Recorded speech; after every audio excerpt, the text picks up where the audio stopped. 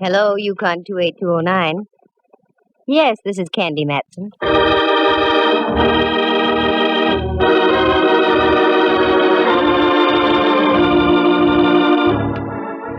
Got an old corpse kicking around you want identified? Know of any good murders you want solved? We've got just the girl for you. Her name is Candy Matson. Mighty cute, too. She fills out a size 12 suit to just the right proportions. Soft blonde hair, two sparkling blue eyes, and all in all, she looks as though she might have stepped right off a Varga calendar. And what's more, she's a private eye. You scoff? You ridicule? I'll let you see for yourselves. Listen, she's talking on the phone right now. Hello, Candy Matson. Hello, Miss Matson. I'm afraid you don't know me. That makes it even. You don't know me. Let's go from there. I've read about you in the papers, Miss Matson. You handle confidential cases. That's right. However, there's a little matter of a fee involved. Yes, I know. I can pay. That's item number 1. Now to item number 2. What's the confidential case? I can't possibly tell you on the phone, Miss Matson. I said it was confidential. Okay. Where do you want to talk? I am the proprietor of a restaurant, the Charlemagne in North Beach. Oh, yeah, I ate there once. Oh, that's nice. No, it wasn't. I didn't like the food. Oh. However, I'll overlook it. Do you want to talk in about an hour? That will be fine, Miss Matson. Good. And your name would be? Martinello. Carlo Martinello. Okay, Mr. Martinello. And have some ink in your pen. It costs money just to talk.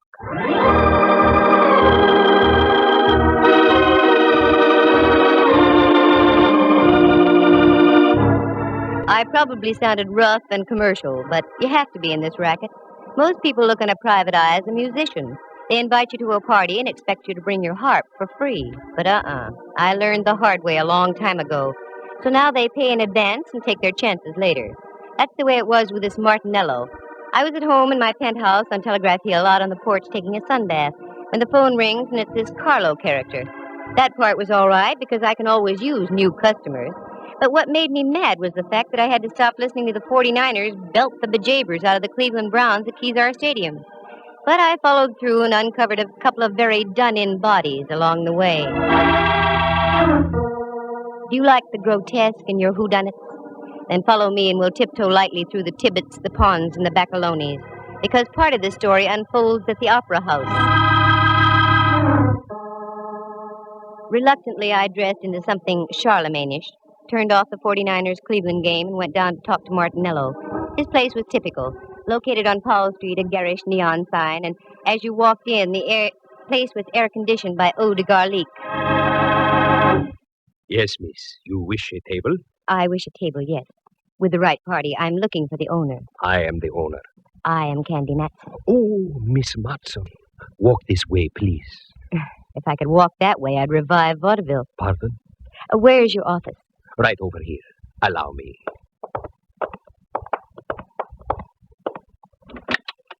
After you, Signorina. Thank you, senor. Here, sit down, please. Thanks. Now, Martinello, what's on your mind?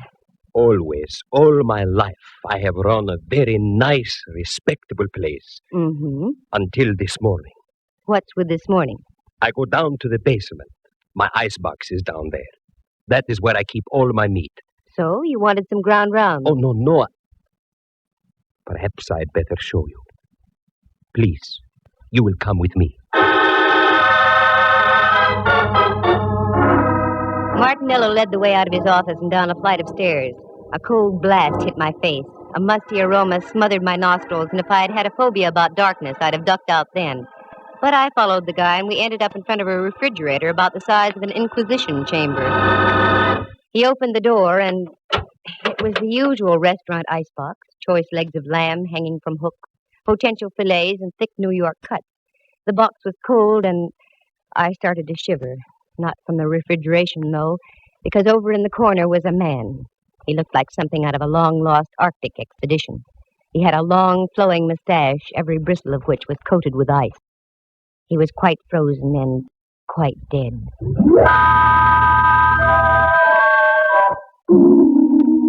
I slammed the door shut and reeled out. The sight had staggered my thought processes. Martinello reached over by a salami slicing table and turned on a Mazda. A weak affair that cast dim shadows about the damp basement. Is that your little surprise? Yes, Mr. Matson. That is what I was greeted with this morning. Have you notified the police? Oh, no. Why not? As I told you, I have run a very respectable place. And, too, that is why I am hiring you. You can get in trouble, you know. Yes, that is why you must help me. Please, Miss Matson, say you will help me. I will pay you anything you say. I stick my neck out in the strangest places. Now it's a refrigerator. Okay, Martinello, $2,000. What? Make up your mind.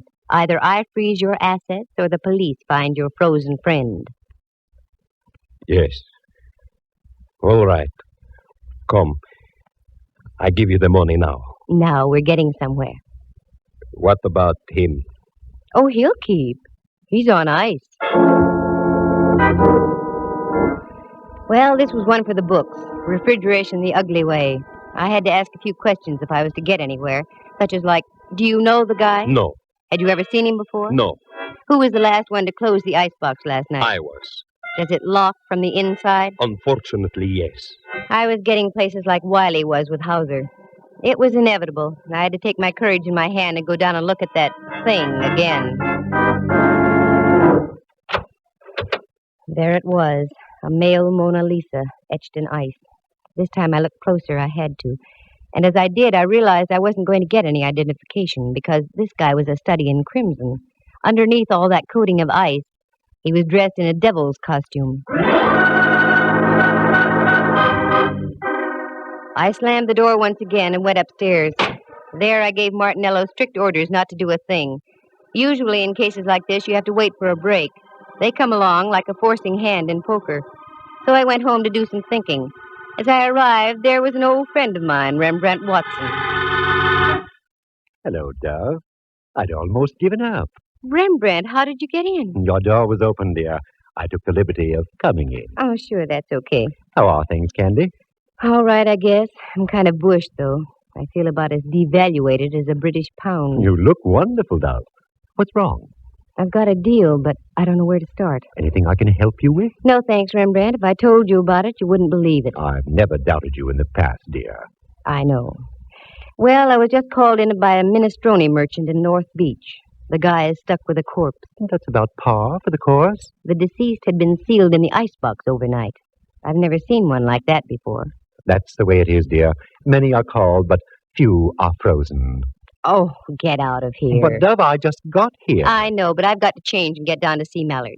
I'll wait for you, Candy. I haven't seen the gumshoe since before me vacation. All right. I'll be with you in a few moments.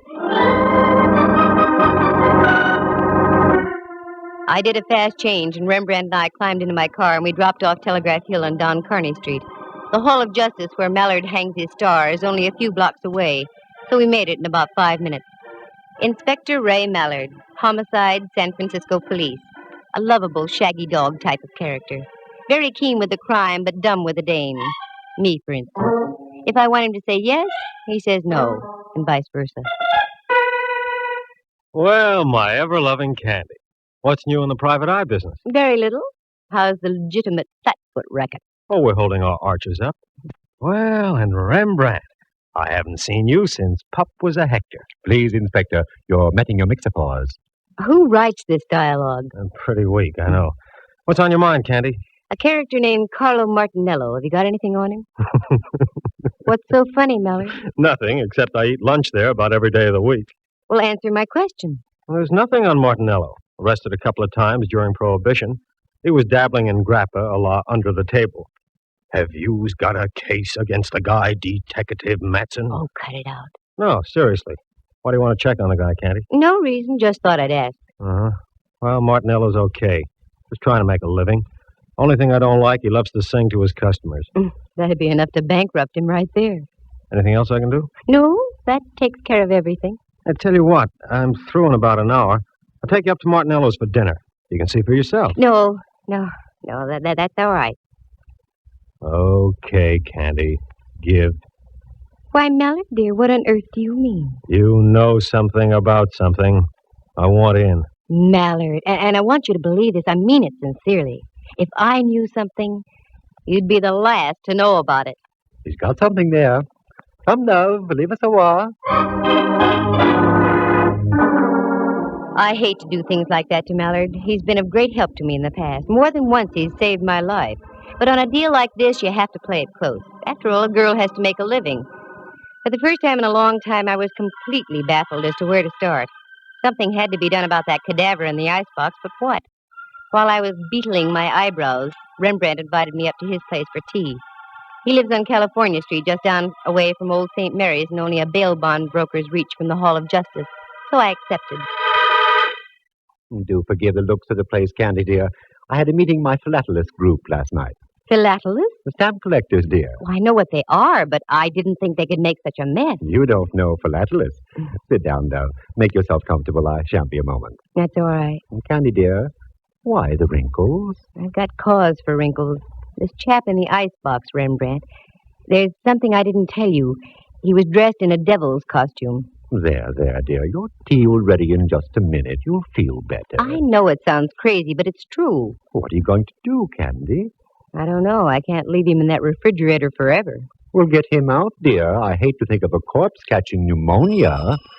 Oh, excuse me, Candy. Help yourself to the tea. Mm-hmm. How do you do, Rembrandt Watson Enterprises? Quiet down. Who? Oh, hello, Templeton. How are all your steamships? Oh, that's good. What? Could I use to what?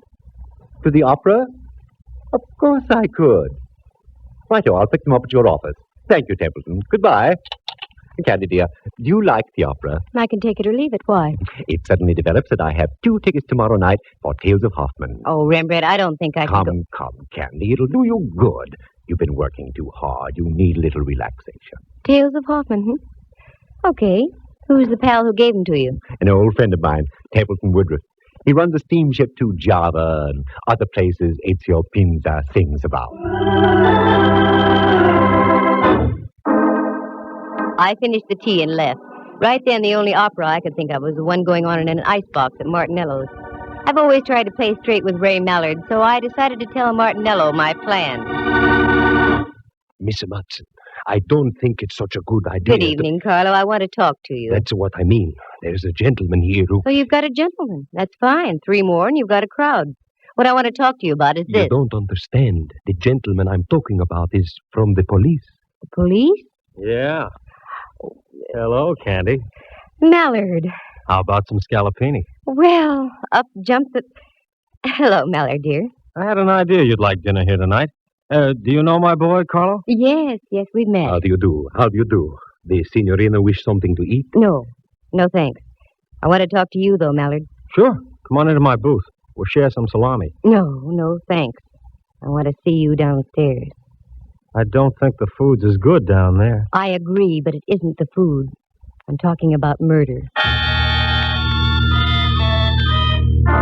Once again, I headed down into the catacombs of the Charlemagne. This time the act was a double. Mallard was right behind me.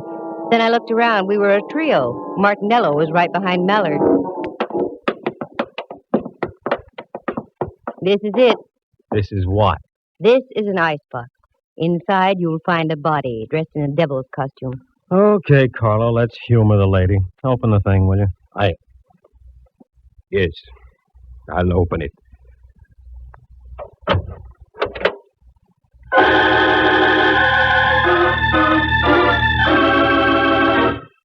Lovely view of the beef. It's gone. The body's gone. Okay, Martinello, start talking and make some sense while you're doing it. Please, Miss Matson, I don't know anything. I haven't been down here all day. Get rid of those arched eyebrows, Martinello. You know something. What is it? Wait a minute, Candy. I'll do the questioning. In the first place, Carlo, was there or was there not a body in here? Well... Sure there was. He can't deny it. Here's a check for $2,000 signed by Martinello himself.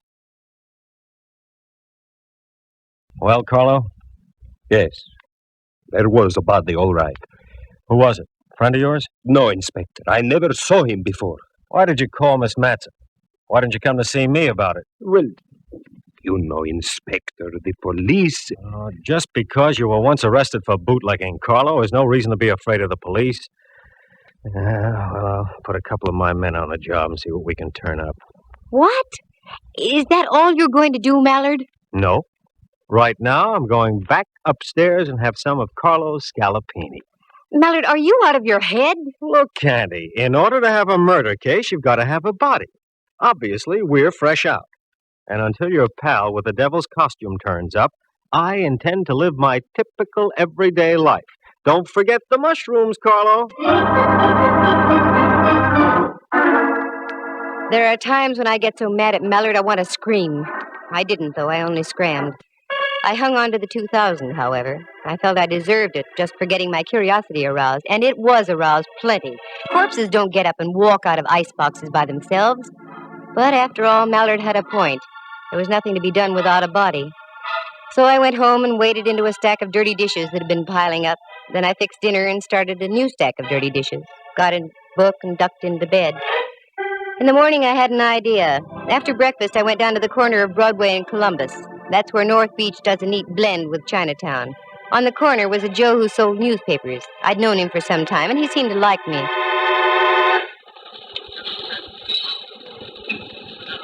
Hiya, Butch.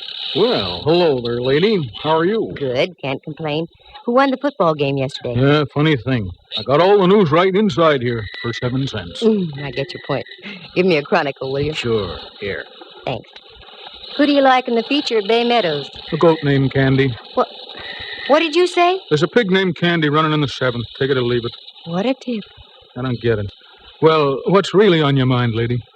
Here's a 20. You can play it on Candy all for yourself. Well, Do you know a gent named Martinello, Butch? He owns the Charlemagne down the block. sure. What about him? That's what I'm asking you. What about him? Oh, he's all right. Little screwy, but he keeps his nose clean. Is that all? Yeah. Should there be more? I don't know. Thanks, Butch. I hope Candy pays off.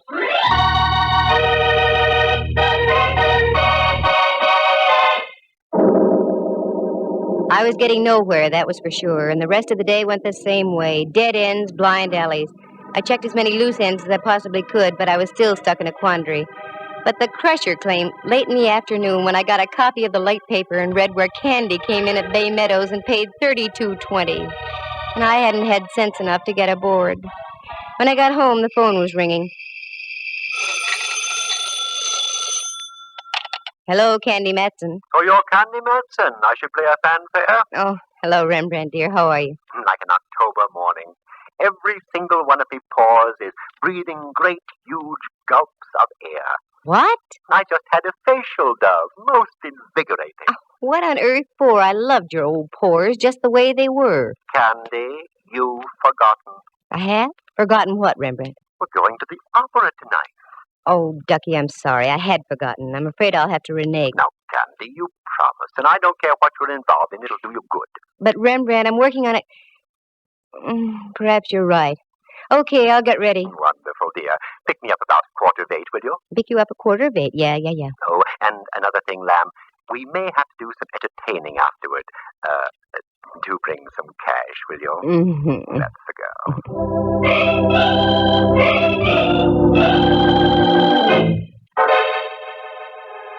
That Rembrandt, always stony broke. I guess photography isn't what it's cracked up to be. I didn't mind, though. He's been a friend to me on more than one occasion. Well, if I was going to the opera, I had to start thinking in operatic terms. I fished around in the closet and came up with something that would have done any woman's heart good. One of those strapless affairs that you can't stop breathing in for one moment, otherwise the opera is no longer the main attraction. I powdered, perfumed, pouted, and rouged and took off after Rembrandt. But just as I started to leave... Just a moment. Well, get a load of the Duchess. Mm-hmm. It won't be Halloween for another couple of weeks yet. Oh, very funny. Come on in, Millard. What are you decked out for, Candy? Something you wouldn't understand. I'm going to the opera. Oh, I love the opera. Any horse opera with Tex Acuff in it. That's what I thought. What's on your mind, Millard? I've got to pick up Rembrandt in 10 minutes. Well, I was just driving by, so I thought I'd stop and tell you the news. News? About what? We found El Diablo. The guy in the icebox? Yeah, Martinello identified him. He was floating in the water off Aquatic Park. Any lead on him? The best. He was Salavini, the second baritone with the opera company. That's all, Candy.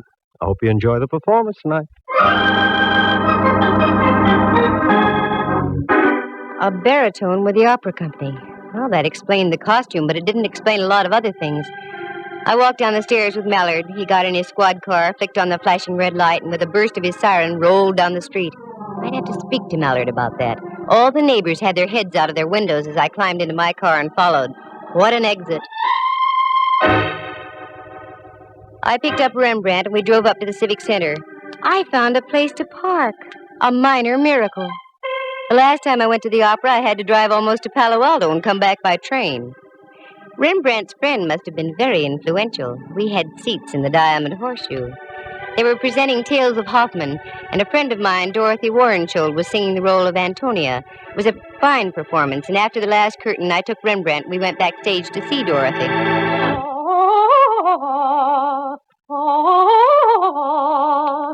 This is her dressing room, Rembrandt. Yes? Hello, Dorothy. This is Candy Matson. I have a friend with me. Oh, do come in, please, Candy. Candy, how are you? Couldn't be better. Dorothy, may I present Mr. Watson? Rembrandt, this is Miss Warrenschold. I'm delighted. You're in magnificent voice tonight, dear. Thank you. Sit down, won't you? I've only a moment. We're rehearsing some of the scenes in Faust tonight. Rehearsing after a full evening's performance? It has to be done, Candy. Our baritone disappeared. We've had to replace him with a new man. Yes, I know. By the way, Dorothy, I heard you on your Standard Hour broadcast a few weeks ago. It was a wonderful performance. I'm glad you liked it, Candy. I always look forward to those. What are your plans, Dorothy? Well, the season closes here, and then we open in Los Angeles. Oh, yes, of course. Excuse me. Come in. Oh, I'm sorry. I didn't know you had guests. That's all right. Oh, Candy, I'd like to introduce Rolf Herberts. This is Miss Matson and Mr. Watson. It's nice to know you. Mr. Herberts is our new baritone. Oh, yes. That's why we're rehearsing tonight. I won't take any more of your time, Dorothy. I just thought we'd save a few moments of rehearsal if I told you that I don't move in that last scene. I sing upstage. That will leave you free to take as much stage as you like. Fine, Rolf. That will save time. Thanks. Oh, not at all. Glad to have met you, Miss Matson, Mr. Watson. Nice to have met you, sir. See you on stage, Dorothy. Yes, Rolf. Rolf has a wonderful voice, and he's a good actor, too. You know, I think he'll be even better than Salavini. I've seen him before. Oh, yes, he's been in pictures and on the concert stage, and in opera, too, but he's never really had a good break. This might be it. Uh-oh, that's it, Candy. I'm sorry, but I'll have to leave. Certainly, Dorothy. Say, why don't you stand in the wings? You can watch the rehearsal if you'd like. Oh, I'd love it. Come on, then. Follow me.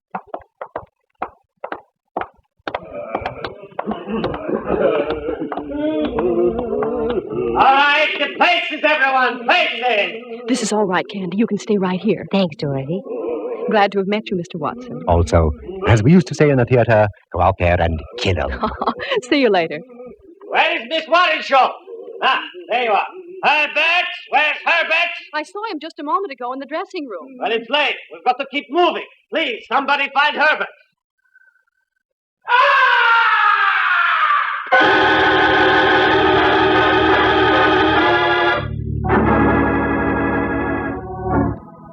From way up in the heights of the stage, the opera house was pierced with a blood-curdling scream.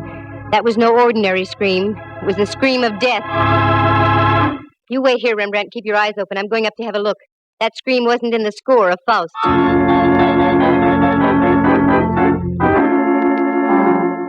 I punched the button for the backstage elevator. It's a good thing they work fast and are speedy.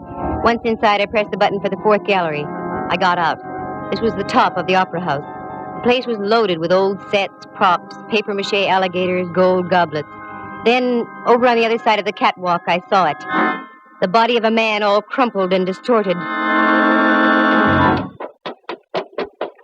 I hit the catwalk and ran over. It was 100 feet above the stage, and as I looked down, I could see a score of strained faces looking up through the darkness.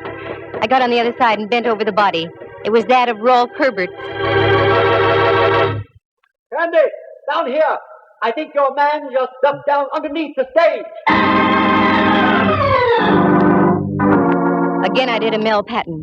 The elevator shot me down to the stage level, and there was Rembrandt, wild-eyed. He came down the elevator on the other side, Candy. Then he cut across the stage and down those steps. Come on, Rembrandt, follow me. I may need help.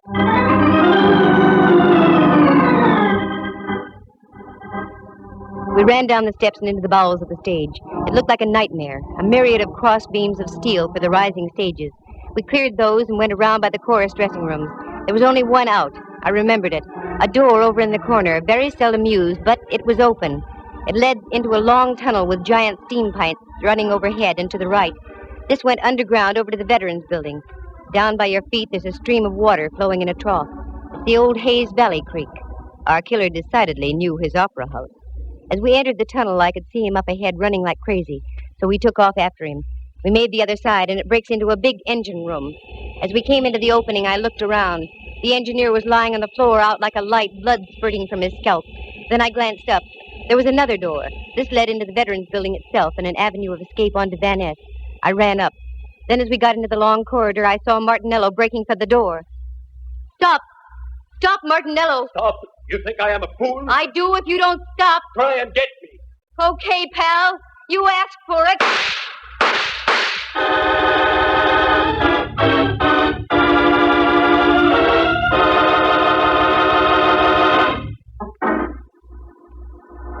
It was the first time I had ever shot a man. It didn't feel good. But he lived, and later the doctors of law gave him a little pill. The cyanide kind they dropped inside the gas chamber at San Quentin.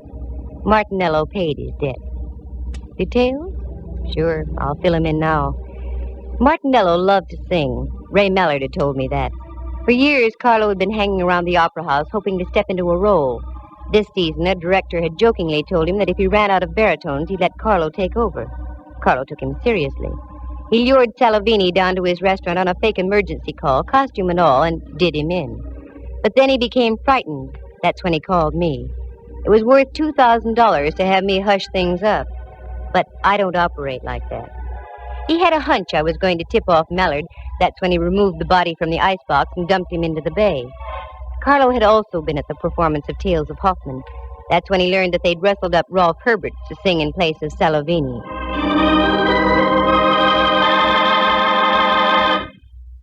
By this time, Martinello was obsessed with the idea of singing in the opera house and wouldn't stop at anything. Right after Herberts left Warrenshold's dressing room, he managed to get Herberts into the elevator and up to the fourth gallery behind the stage. That scream was produced by a 6-inch stiletto through Herbert's heart from the hands of Martinello. And that's when our chase began. I hope I never see that tunnel under the opera house again. That Mallard and his sentiments. It was he who gave me that gun just a week before, for my birthday. He said I needed protection. Well, darn it, I do. But I can't get Mallard to believe me. Instead, he just gives me guns.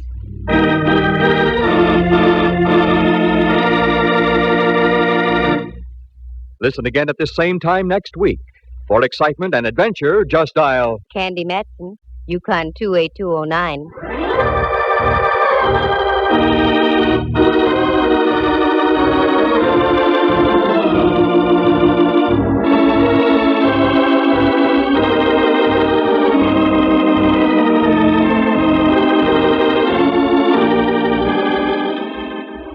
Heard tonight were Harry Bechtel as Ralph Herberts, Jerry Walter as Carlo Martinello.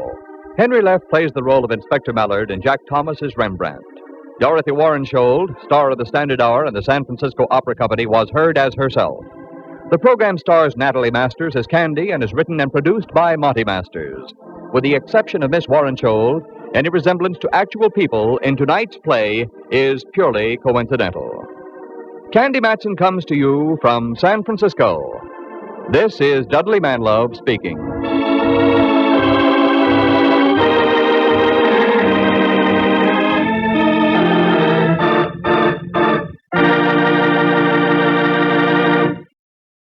You are tuned for the stars on NBC.